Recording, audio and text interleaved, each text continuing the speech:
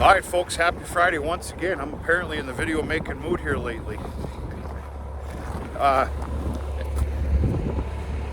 had to guess, it's about 1:30 p.m. I came out here to fill a bunch of rings with hay.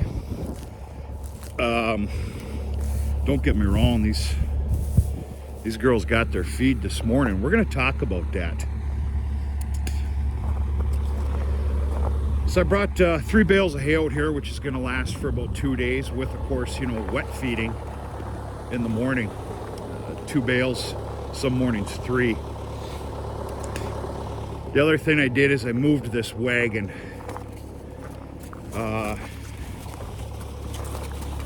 You're okay. I've had it here for some time, and of course it's getting a little dented in. It's getting a little bit soupy. So, hey Big Mama, what you got in here? And, yeah. So with the alfalfa, I pretty much bring the bales out here and just dump them in. I used to take the wagon out of here and all that other stuff. I don't know. Either way, it's working fine. So I just turned over 7,000 hours on the 6420. I bought that in around Christmas time. Let's just say New Year's of 2017. That has been a fantastic tractor. And I'm going to tell you something, I took the life out of her the first couple of years. I baled my hay with it, I cut my hay with it, and everything in between. Yeah, 7,000 hours. Don't get me wrong, it doesn't come without a small price tag. Very minimal in this case, I think. I did have to, I had to replace the alternator, the battery, and then the oil cooler, which really pissed me off. The oil cooler, comes down to it, was only truly, let's say, about $100 part. But because it was discontinued, I had to buy the whole stinking assembly, which was a couple $1,000s. But we're gonna forget about that negative Nelly crap. That 6420 has done me well. I've taken care of it. It gets fully serviced twice a year. And yeah, I beat on it pretty good the first 2 years, respectfully. And, it's an everyday tractor. Since the day I bought it, I don't know if there's 15 days that it wasn't started. I want to talk about something here. Something that's pretty interesting. That, or it's just it's a small coincidence. What do you got in here? What's in there? Better take care of it. Okay. This is my very pathetic second crop sorghum. I did open up the line. Oh, excuse me. I had an onion in my lunch and that just plays hell on me. Ladies and gentlemen, they're beating the hell out of this stuff. They love it. The other bale was right there. That was fed out at about 8 o'clock this morning. That one and this one. So, what the hell is this? Boy, I'm pretty good about that.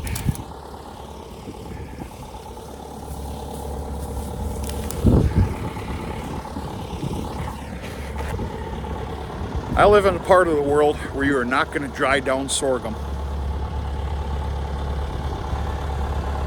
as in a dry hay fashion. You're not doing it here by me, period. Well, the deal with this stuff here, it was a pretty pathetic crop.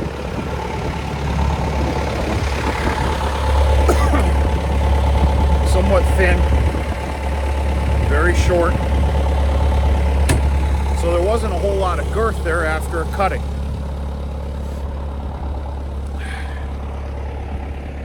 Of course, I let it sit for a couple of days.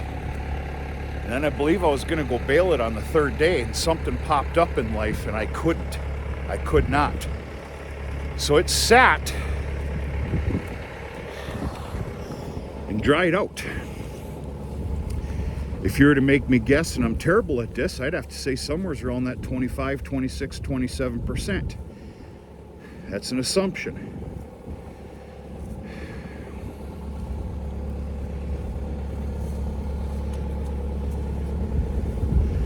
Should a guy do his damnedest to dry it down the best he can with the time that he has, and of course the weather pattern that he's dealing with,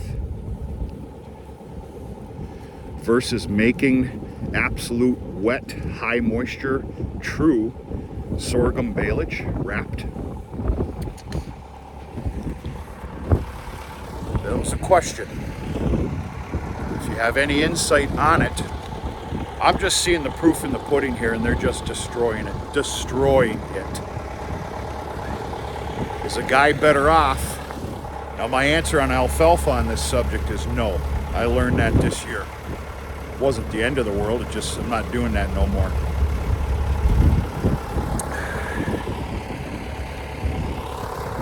Is a guy better off trying to dry it down as much as he possibly can to that point? Because there's no damage either. There's no molding, nothing. Even the first damn bale off that line was damn near perfect. Damn near perfect. Is a guy better off trying to dry it down to that mid 20% if he can, versus a true wet, high moisture? Naturally baled and wrapped as well. But I want to say that there's more of a caramelization to it. I don't know. Now I'm mumbling, but if anybody's got some insight on that, please share. So I got to be honest with you, I'm leaning real heavy towards going with sorghum this year and not a corn crop. And it is purely due to the expense. There's no other way to put it.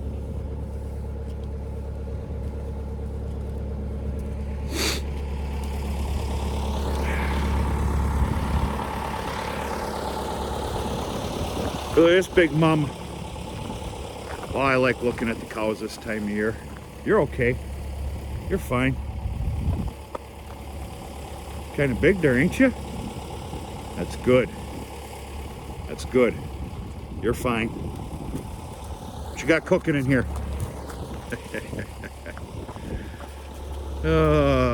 You rascal. But, that's it, folks. Day's going pretty well. I got a lot of stuff knocked out today, little stupid stuff that was lingering, and kind of enjoying the day now.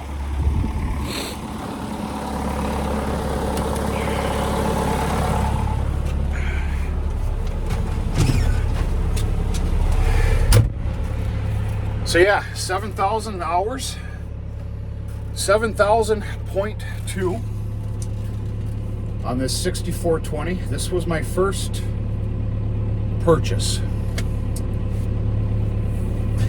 There's been a pile up ever since. I can't say enough about it. You know, with the exception of running the hell out of it those first 2 years, I'd have to say that I did my part in caring for it. But I'm sounding like 7,000 hours is 20,000. It's not. I'm just expressing how well this tractor has done for this farm. So that and this lower in moisture sorghum. Is that what a guy wants to be going after? If he can afford it with weather, you know, weather and time. Yeah, that's the fastest suck down of feed I've seen all year. And I've been feeding some pretty damn good stuff. I don't know. See what happens. Yeah, I'm just stockpiling some hay here so I don't have to deal with dry hay for at least the next 2 days, easily. But that can change here. I'm starting to notice a lot of feeding frenzy days. That's what we call them, where they just go on an absolute feeding frenzy. It was about a week ago or so. It was, this is a smaller herd, smaller operation, okay? It was 5 full bales in one day, and they were screaming at me the next morning. And, yeah, I got to do all my bale calculations here this coming week. I'm going to get a count on everything, add up the days until grazing is proposed to start, and just kind of see where I'm at. I can already tell you right now, I'm not trembling. I can already tell you right now, not only the silage, but that extra silage, other than what I had proposed having, saved my ass this spring. Saved the checkbook, we'll put it that way. My checkbook needs a lot of saving. Holy shit. But that's it. Happy Friday. Hope everybody's doing okay. If anybody's still watching, if anybody joined the live stream last night, I don't know what happened, but YouTube took it down again. And that's all right, whatever. It was fun. It was goofy. It was a kooky sit down. It was somewhat nice. Politics, for the most part, I think are going to start being left out for no rhyme or reason. I just let's get down to basics on fruitful living and farming and information. Last night's sit down was truly just it was basically a bar sit down, which is fun too. But we're going to clean it up just a little bit. Excuse me. I need to clean it up a little bit. It's not on you, it's on me. And we're going to make it more informational. Doesn't mean that there's not going to be a glass of loudmouth soup there. Just, yeah, I don't think I need to explain that anymore. And, we're going to go from there.